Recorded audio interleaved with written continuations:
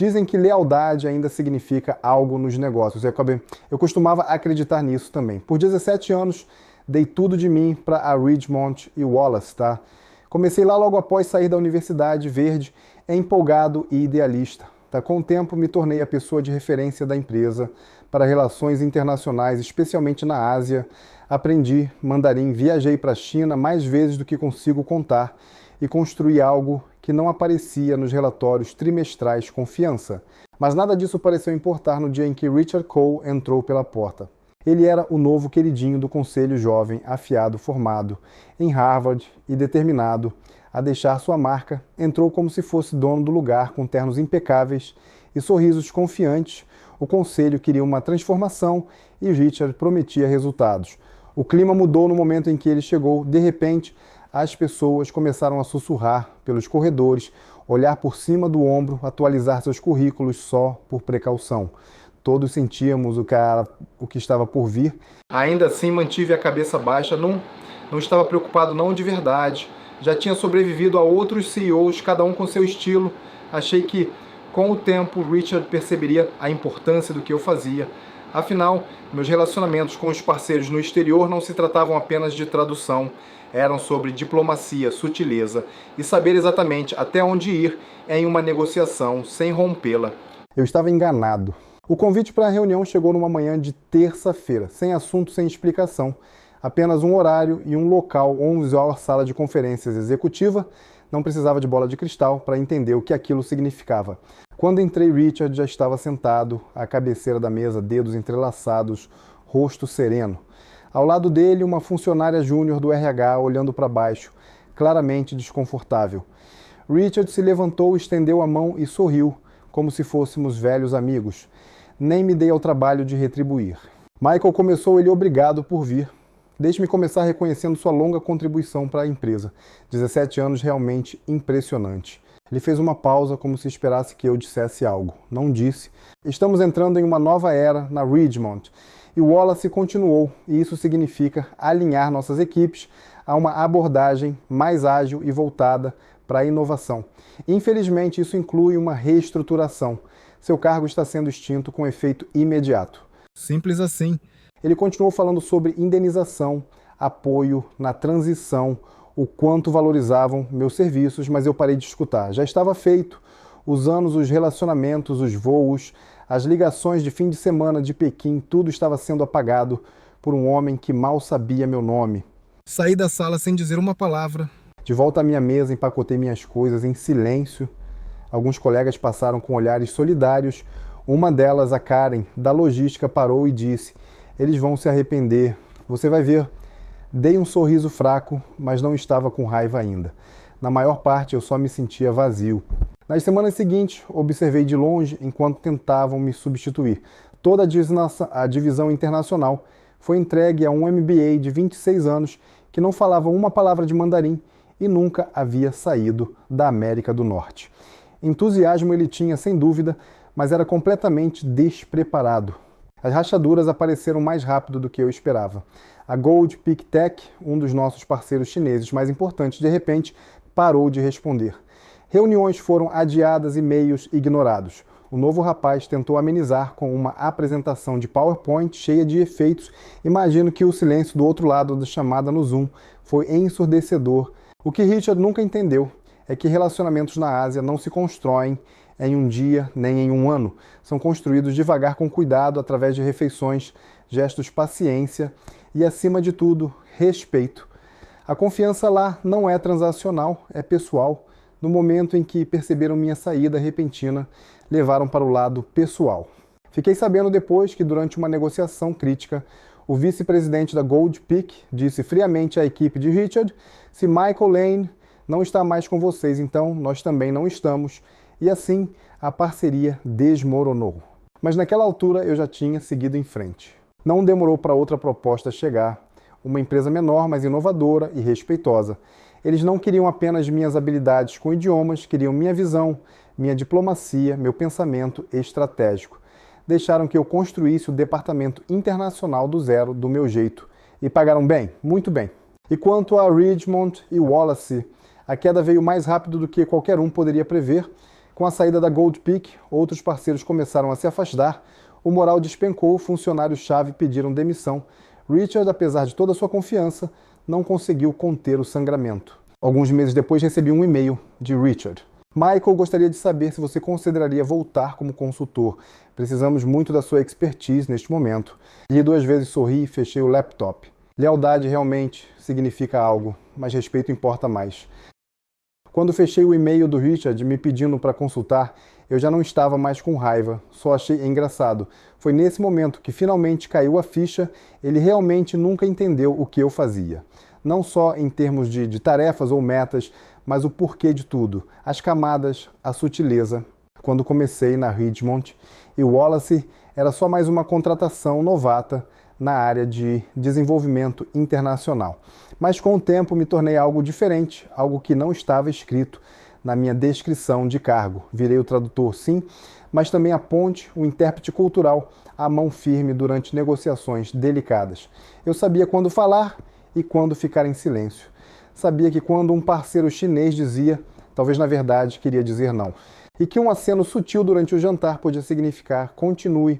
Mas o Richard, ele chegou buscando números e sistemas. Achava que relacionamentos podiam ser transferidos, como arquivos, tira um, coloca outro. Olhava para meu cargo como um espaço a ser preenchido, não como o elo que mantinha várias partes em movimento juntas. A primeira vez que percebi o quanto ele não entendia nada foi algumas semanas antes da minha demissão. Estávamos numa reunião de estratégia discutindo os planos de expansão no Sudeste Asiático para o próximo trimestre. Dei um feedback cauteloso sobre nossa abordagem com um cliente vietnamita, como estávamos indo rápido demais, sem dar tempo suficiente para que eles processassem as mudanças internamente. Eu tinha acabado de voltar de uma visita ao local e dava para sentir a tensão crescendo do lado deles. Richard me interrompeu no meio da fala. Não dá para construir estratégia com base em sentimentos, disse ele virando uma página do fichário. Precisamos de velocidade.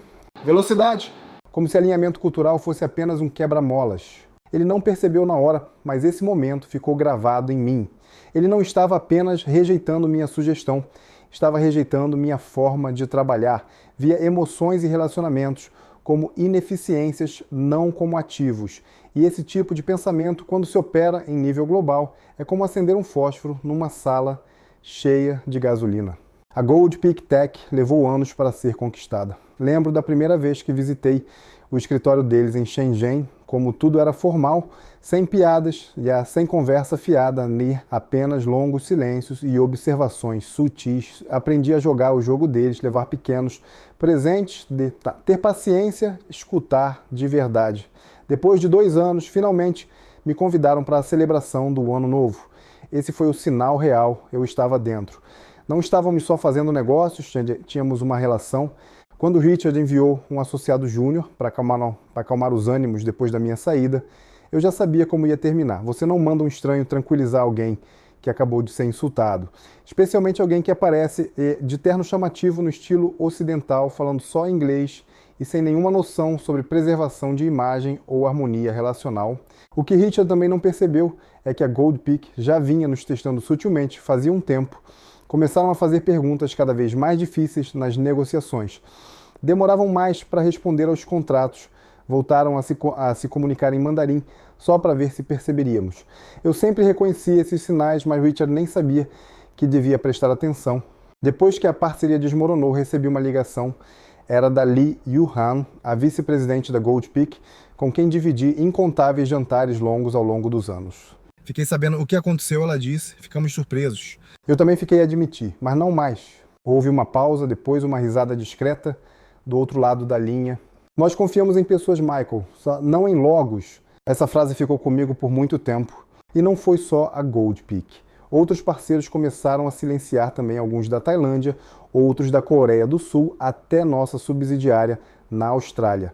Todos eles haviam confiado em mim, não só para conversar com eles, mas para entendê-los. A equipe do Richard tentou replicar meu trabalho com apresentações estratégicas e relatórios automatizados. Mas nada disso substitui anos de contexto e intuição. Eles esqueceram que eu era mais que um cargo. Eu era a espinha cultural informal do lado internacional da empresa. Meu trabalho nunca foi só sobre tradução, foi sempre sobre traduzir entre mundos, eu conectava a formalidade da etiqueta de negócios oriental com a urgência dos mercados ocidentais. Sabia quando me curvar e quando pressionar, quando oferecer chá e quando recuar. E nunca coloquei isso num currículo. Talvez por isso Richard não tenha percebido. No mundo dele, valor se mede com gráficos de desempenho, recomendações no LinkedIn e palavras da moda como escalabilidade. Ele nunca viu a noite em que fiquei 4 horas no telefone com um fornecedor taiwanês durante uma crise de tufão, nem as vezes em que levei parceiros a certos restaurantes, não pela comida, mas porque conhecia os donos e podia oferecer prestígio. Ele nunca notou os bilhetes de agradecimento manuscritos de CEOs da Ásia na minha mesa, nunca perguntou. Esse é o problema de alguns estilos de liderança. Confundem presença com importância e ignoram aqueles que fazem tudo funcionar de forma silenciosa e estável nos bastidores. Ironia do destino, a equipe que me contratou depois da Ridgemont percebeu tudo isso logo de cara. Na minha primeira semana, o novo CEO me disse: não queremos a sua agenda de contatos, queremos a sua sabedoria. Lembro que naquele momento fiquei em choque. Em 17 anos, ninguém na Ridgemont nunca me disse algo assim. A verdade é que não se constroem parcerias internacionais sustentáveis sem empatia, sem humildade, sem paciência. Coisas que não aparecem em métricas, mas que determinam se um aperto de mão vira um contrato assinado. Richard nunca aprendeu isso, nem antes de me ligar, nem quando recusei, e provavelmente nem depois. Eu não era só alguém que falava chinês, era alguém que escutava em 2 idiomas. Eles achavam que a tempestade ia passar, que me demitir era só uma mudança de equipe e um recomeço, que outra pessoa poderia assumir de onde eu parei, apertar umas mãos, mandar uns e-mails de acompanhamento e o mundo seguiria girando. Mas o problema com relacionamentos, os de verdade construídos ao longo de anos e sustentados por confiança e sutileza, é que eles não se transferem com um crachá da empresa. Não soube das consequências de imediato. Nas primeiras semanas após sair da Ridgemont e Wallace, desliguei quase tudo celular corporativo, e-mail da empresa, notificações. Fui visitar minha irmã em Vancouver, tomei café demais, caminhei pelo calçadão à beira-mar e tentei desenrolar os 17 anos de lealdade que foram cortados com um simples memorando do RH. Até que numa tarde recebi uma ligação do Samir, um ex-colega que ainda resistia dentro da empresa. Eles detonaram tudo, disse ele direto ao ponto. Me encostei na grade da varanda do apartamento da minha irmã, ouvindo as gaivotas ao fundo. Detonaram como assim? Acabaram de perder a Gold Peak? E não foi discreto, foi um incêndio. Enquanto Samir descrevia a reunião, eu conseguia visualizar tudo, sem ele precisar dizer muito. Richard voou para Xangai com 2 outros executivos, nenhum dos dois falava mandarim ou tinha lidado diretamente com a Gold Peak antes. Eles achavam que estavam indo para uma reunião de alinhamento trimestral. Em vez disso, foram recebidos com formalidade rígida, chá frio e desprezo mal disfarçado. Li Yuan, vice-presidente da Gold Peak, foi breve. Tínhamos uma relação com o Sr. Lane, ela disse, segundo o contato do Samir na mesa. Agora não temos mais. Quando Richard tentou mudar de assunto, mencionando que processos estavam em vigor, para garantir a continuidade, ela o interrompeu. Processos não substituem pessoas. E assim a sala se esvaziou. A parceria estava morta. O que veio depois foi ainda pior. As notícias se espalham rápido no nosso meio, ainda mais na Ásia, onde as redes são fechadas e as conversas informais têm mais peso do que os comunicados oficiais. Em poucos dias, outros 2 parceiros encerraram discretamente seus projetos em andamento com a Ridgemont. O distribuidor japonês pausou as negociações. Um investidor potencial de Singapura simplesmente sumiu. Richard tentou vender isso como um realinhamento estratégico, mas por dentro o pânico já tinha começado. Outras pessoas também me procuraram, gente do financeiro, do marketing, até da equipe júnior, que foi contratada para modernizar meu cargo. Ninguém estava com raiva de mim, estavam apavorados. O braço global da empresa, antes visto como motor de crescimento, agora perdia credibilidade e acordos mais rápido do que o jurídico conseguia acompanhar. O que nenhum deles parecia entender mesmo depois de tudo era que me demitir não foi apenas uma decisão de pessoal. Foi uma mensagem alta e clara. E a mensagem era: não valorizamos mais a compreensão. A reação da Gold Peak não foi só por lealdade a mim, embora isso tenha pesado. Foi por confiança. Passei anos aprendendo expectativas não ditas, sabendo quais temas evitar nos jantares, quais sensibilidades políticas contornar quando usar títulos formais e quando deixá-los de lado, eu fui constante, presente, respeitoso. Mostrei repetidas vezes que nossa parceria não era uma transação, era um relacionamento. E então a Ridgemont me cortou sem nenhuma transição adequada. Claro que a Gold Peak viu isso como um insulto. Aos olhos deles, a empresa não tinha apenas dispensado um funcionário, tinha quebrado um pacto. A ironia não me escapou. Participei de tantos retiros de liderança, onde os executivos exaltavam inteligência emocional e capital relacional, mas na hora de colocar esses valores em prática, desapareceram. Soube depois que Richard tentou se reconectar com a Gold Peak, pessoalmente mandou mensagens pelo LinkedIn, e-mails, até um kit de chá canadense com um bilhete escrito à mão, mas já era tarde. Você não reconquista a confiança com um sachê de chá. O golpe final veio cerca de um mês depois. Estava numa conferência do setor em Montreal, não como palestrante, só assistindo no fundo, observando tudo. Durante um painel sobre gestão de riscos internacionais, alguém da plateia perguntou sobre quebras recentes em parcerias globais. Uma das painelistas, consultora sênior de uma firma de estratégia, respondeu sem hesitar. Bem, ela disse, olhem para Ridgemont e Wallace, perderam seu principal elo na Ásia e tentaram substituí-lo com uma apresentação em PowerPoint. É isso que acontece quando a liderança confunde presença com processo. Algumas risadinhas educadas se espalharam, mas eu só fiquei ali com um leve sorriso no rosto. Não era deboche, não, de verdade. Não queria ver a empresa afundar, tinha dedicado demais de mim mesmo a ela, mas também não podia negar uma certa satisfação.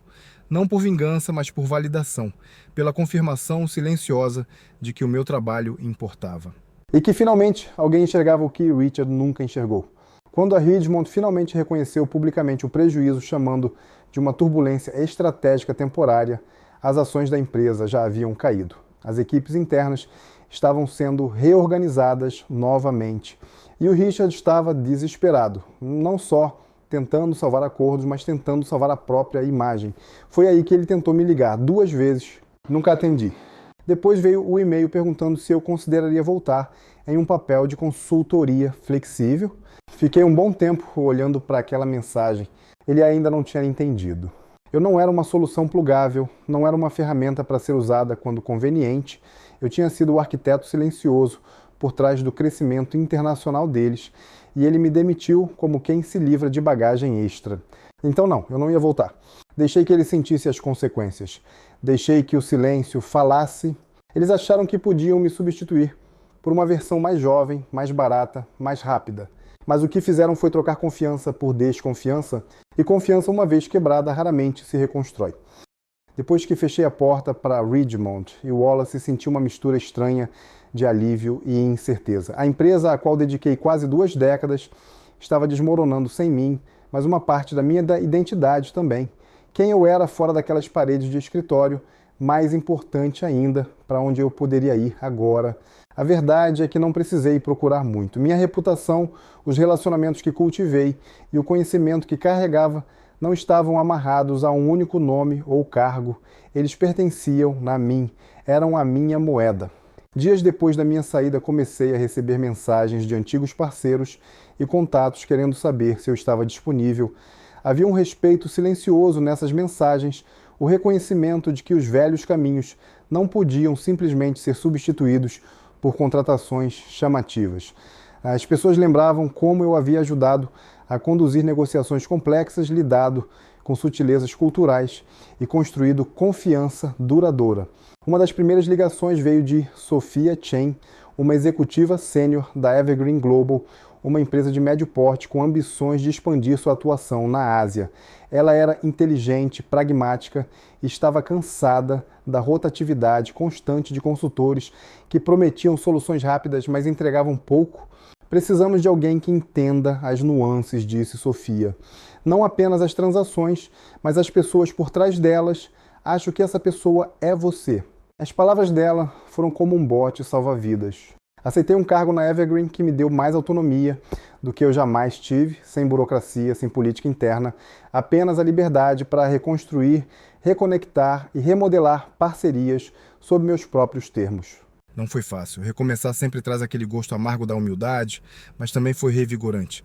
Tive a chance de criar algo novo com base nas lições do passado. Viajei bastante, diferente da Ridgemont, que sempre hesitava em investir recursos no exterior. A Evergreen adotava uma abordagem prática. Em uma semana, eu estava em Pequim, na outra em Singapura, depois Seul e Tóquio. Cada reunião era uma oportunidade de reconstruir pontes antigas e criar novas conexões. O que mais me surpreendeu foi a quantidade de antigos colegas e parceiros da Ridgemont que me procuraram de forma privada. Estavam desiludidos com o rumo que a empresa havia tomado, frustrados com a perda de relacionamentos e com a queda no moral interno.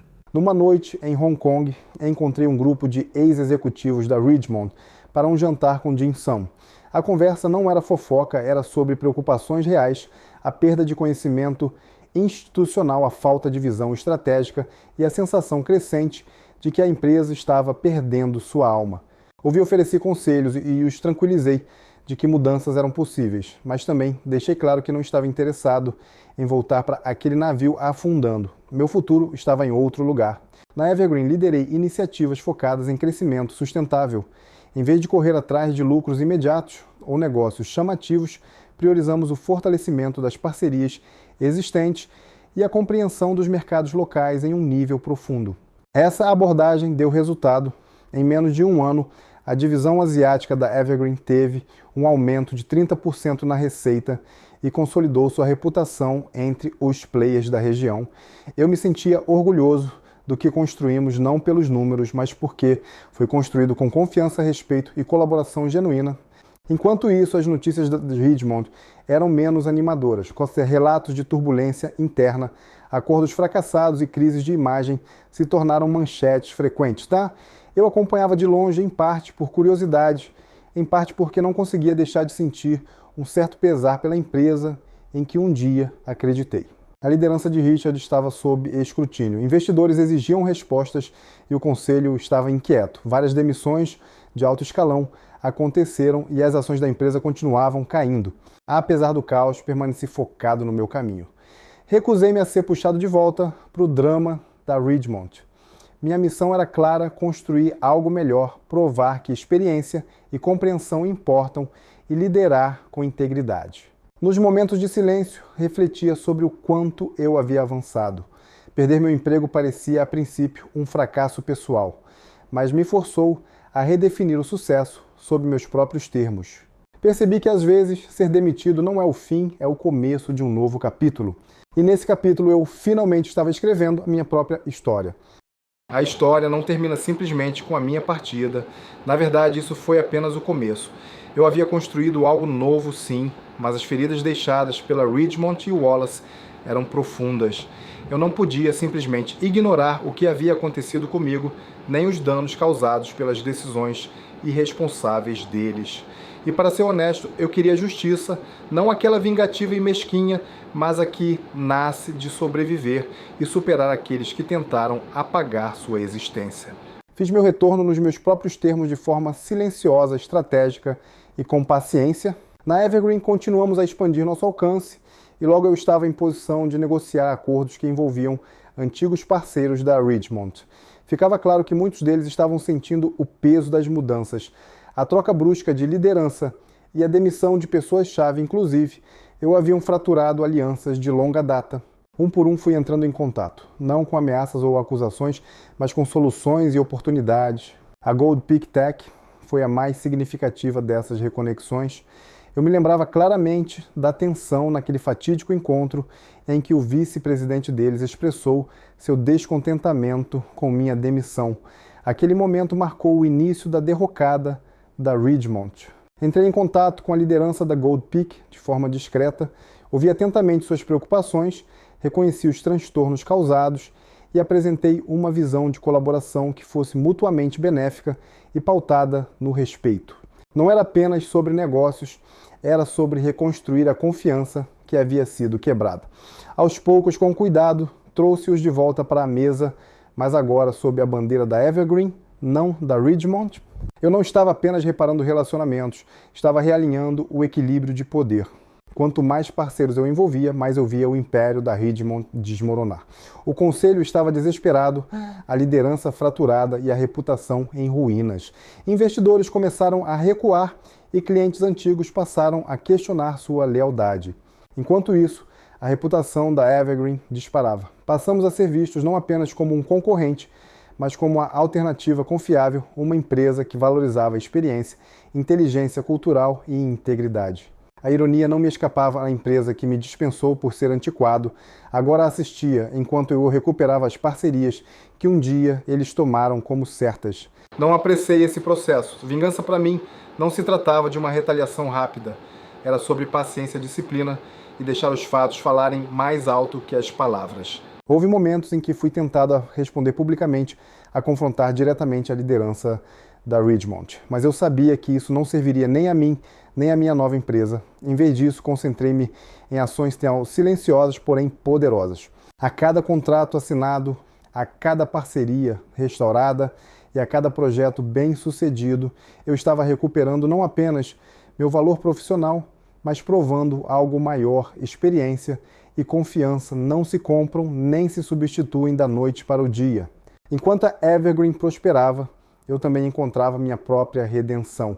A amargura e a raiva que haviam permanecido após minha demissão foram pouco a pouco dando lugar à confiança e à paz. Aprendi que o verdadeiro poder não vem de cargos ou política de escritório, mas do respeito que você conquista e do legado que deixa.